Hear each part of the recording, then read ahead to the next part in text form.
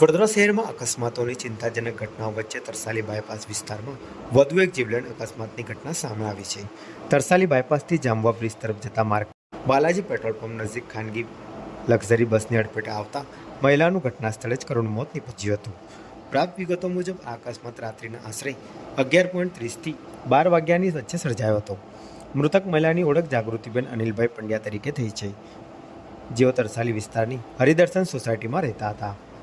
મૃતકના પુત્રના જણાવ્યા અનુસાર તેમની માતાને ગભરામણ થતાં એક્ટિવા રોડની સાઈડ ઉપર ઊભી રાખી હતી. જાગૃતિબેન રોડની બાજુમાં ઊભા હતા ત્યારે પૂરપાટ ઝડપે આવી રહેલી ખાનગી બસે તેમને જોરદાર ટક્કર મારી હતી. અકસ્માત બાદ બસ ચાલક વાહન સાથે સ્થળ પરથી ફરાર થઈ ગયો હતો. ઘટના બાદ વિસ્તારમાં ભારે અરેરાટી ફેલાઈ હતી અને સ્થાનિક લોકો મોટી સંખ્યામાં ઘટના સ્થળે એકત્ર થયા હતા. બનાવની જાણ થતાં જનરક્ષક 112ની ટીમ તેમજ કપુરા પોલીસ સ્ટેશનનો સ્ટાફ તાત્કાલિક સ્થળ પર પહોંચ્યો હતો. પરિવારજનોએ આક્ષેપ કર્યો હતો કે એમ્બ્યુલન્સ સમયસર ન પહોંચતા જાગૃતિબેનનો મૃતદેહ 1.5 કલાક સુધી રોડ પર જ પડી રહ્યો હતો, જેના કારણે પરિવારજનોએ ભારે રોષ વ્યક્ત કરી ચક્કાજામની ચીમકી પણ ઉચ્ચારી હતી. પોલીસે મૃતદેહને પોસ્ટમોર્ટમ અર્થે એસએસજી હોસ્પિટલ ખાતે ખસેડી કાર્યવાહી હાથ ધરી છે.